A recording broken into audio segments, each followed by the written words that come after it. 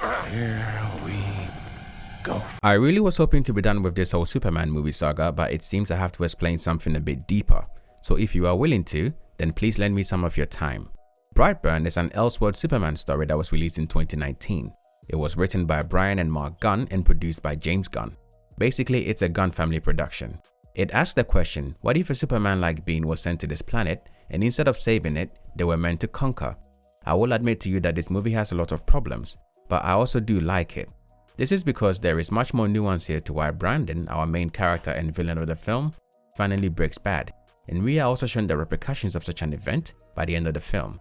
In BrightBurn, Tori and Cabrera, a couple who are unable to conceive, witness an explosion from their house and drive to the crash site.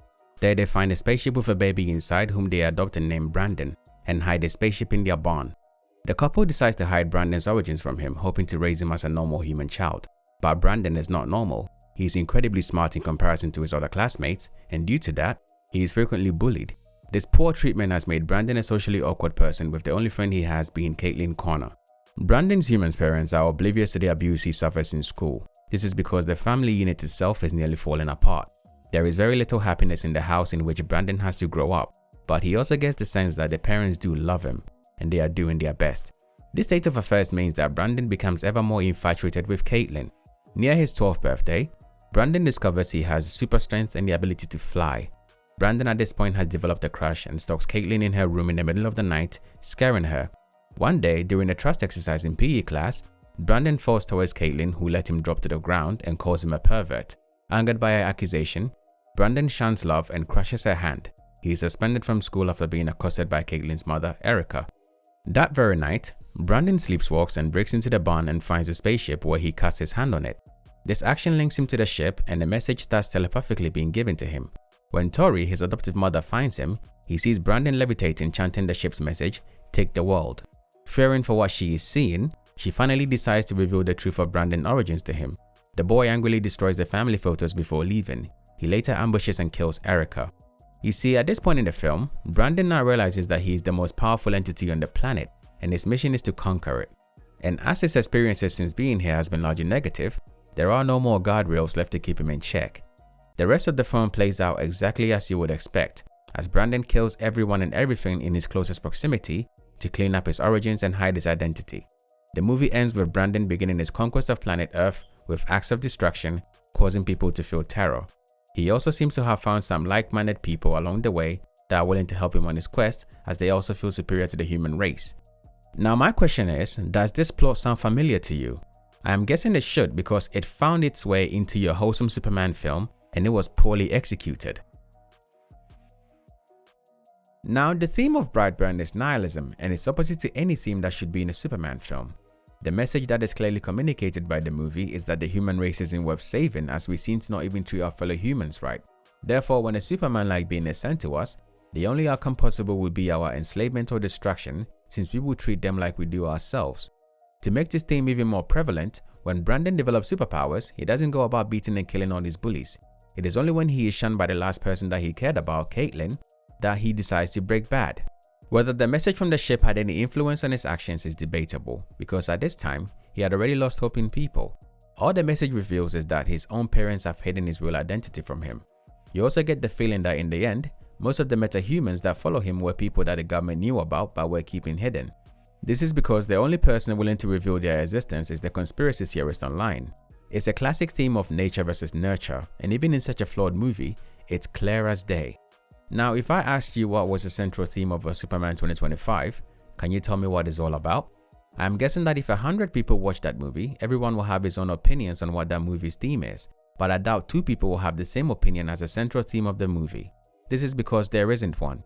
There are many themes here, don't get me wrong, and they are all equally poorly communicated. But here is the thing. All great movies have a central theme that is clearly communicated by the director to the viewer, and as film is a visual medium, all the actions of the characters and their dialogues will reinforce this theme until the movie is inevitably concluded. The more this message is clearly understood by the viewer, and if the movie is executed well, the more we love that movie and call that film great. The theme of Guardians of the Galaxy is family. It tells you that family is not all about blood. The theme of The Dark Knight is order versus chaos, and it explores the fragility of society due to fear and corruption. And like I said before in my last video, The theme of Superman 1978 is hope and striving for an ideal as a people, and this quality is embodied by Superman the most. Now, in Superman 2025, Lex Luthor and Superman both try to monologue to you about the main theme of the movie near the end. And unfortunately, even this scene is broken by Crypto barging into the room and thrashing Lex. But film is a visual medium, so if your characters have to get on a podium and tell you explicitly what the movie is about, it's a failure on the part of the filmmaker. The golden rule of film is to show don't tell for a reason. I mentioned before that the problematic theme in Superman was the reveal that his Kryptonian parents sent him to Earth to conquer and rule the planet. My problem with this reveal is not that it is not in line with any film adaptations or established comic lore. My problem is how this reveal itself was handled and how it was used. First off, I am not a person that feels that comic books should be sacrosanct. All adaptations are subject to change, and sometimes changes are very beneficial for the comic that is being adapted. An example of this is Thanos in Infinity War.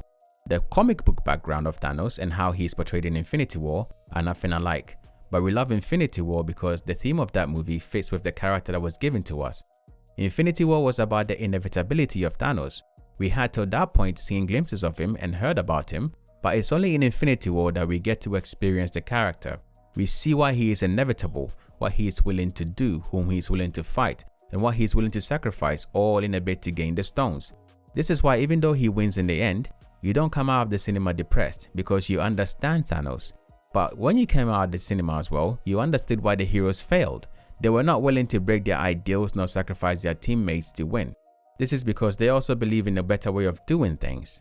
The character of Jor-El has been a part of most adaptations of Superman and has always been played by prominent characters. This is a new adaptation of Superman, and if his parents wanted him to conquer, why couldn't that be the main theme of Superman? Instead, it is used as a throwaway theme in a convoluted story, which leads to Superman being cancelled online. I find that laughable, but do you understand anything about hero worship? I'll have to get into that later, but bear with me. Now, this movie assumes we already know who Superman is and his background, and this was James Gunn's idea. This is all intended to prevent viewers from being given a backstory of a character like we did in Man of Steel.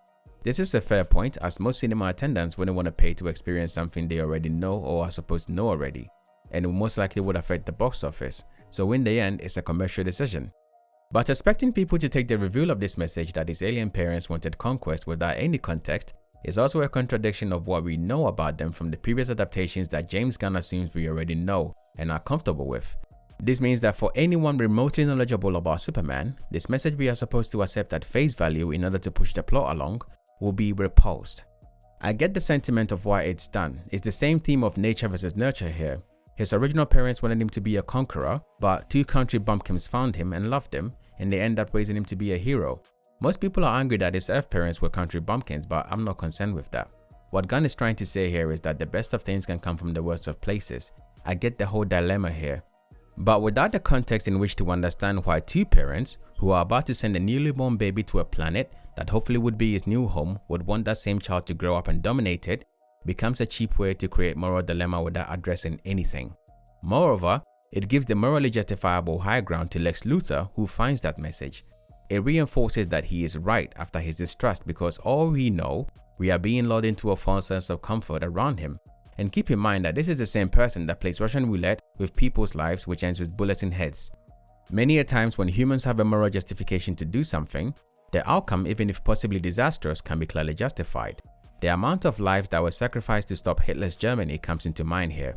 The moral justification was evident and we were unwilling to tolerate such a heinous regime. So we were willing to die to make sure that our future would be better. Now apply that same mindset to Lex Luthor. Can you call him a bad guy if he has the same motivation from what he has discovered? In Man of Steel, before baby Kal-El is sent to Earth, we are shown that his parents have studied the people, their solar system, and how things will probably play out for their child.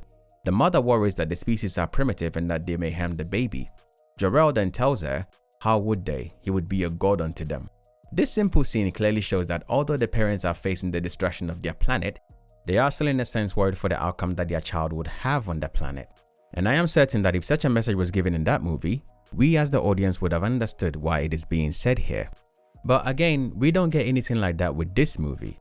So as it stands, we have retrofitted the beliefs of Zod to Jor-El because he is the only character in any previous Superman adaptation that had given this very message. This is why backstory and context matters.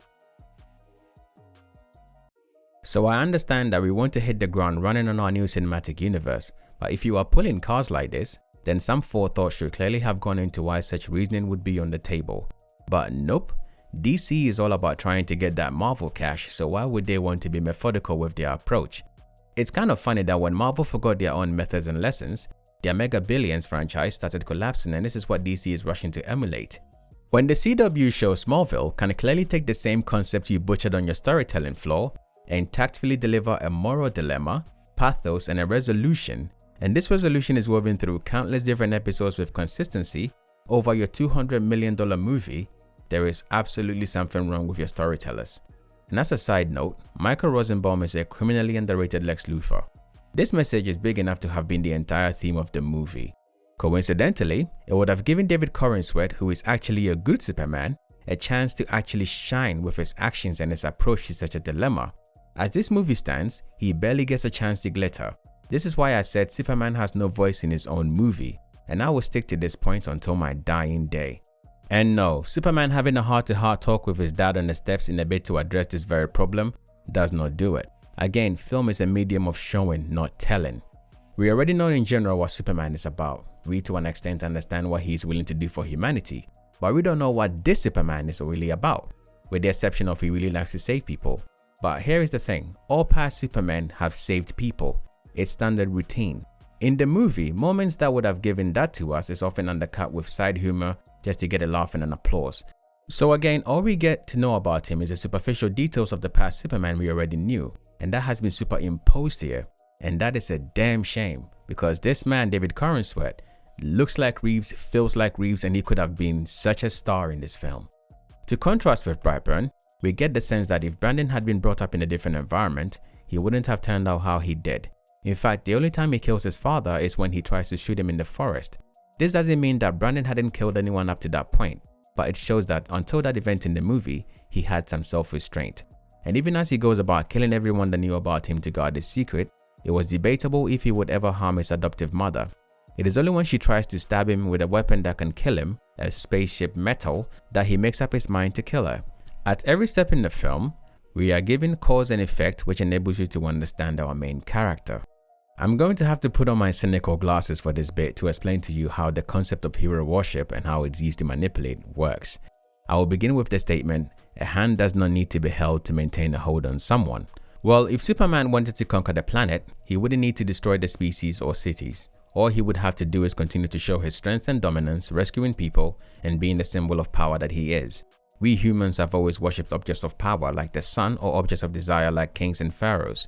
Take a look at our social media and you will understand how intrinsic this behavior is to human psyche. And oftentimes, we are willing to defend our beliefs in the things that we like to believe in with our last breath regardless of evidence. So if there was ever a person like Superman, given his heroic deeds, power and privilege, a news drop about his real reason for coming to Earth wouldn't change much. In fact, some would fight to see this happen depending on the severity of their belief.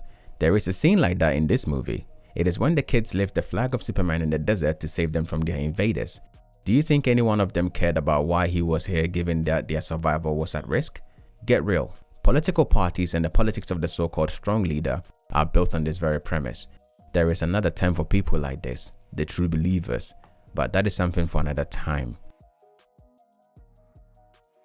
Now I can talk about Gunn's Superman until the cows come home, but I am not one for long statements. I believe that the test of any work of art is always time. You see, Warner Brothers don't take lessons, they take checks, and as long as the checks from the cinemas keep coming, they will keep making such slop for people to consume and forget. This is the same studio that gave us the Snyderverse, and the moment they realized they messed up, they hung all their failure on Snyder and washed their hands. Now it's Gunn's DC, and don't think for 1 second that when the shit hits the fan a few years from now, they won't also bury him in bad PR campaigns blaming him for the failure of this universe just to protect their bottom line. You may think this is ruthless, but it's simply business. But things were not always like this. There was a time when movies were made to be kept, but now they are made to be streamed and forgotten. This is because your memory can't keep a perfect record like a DVD or a Blu-ray can, so the incentive for quality was thrown away.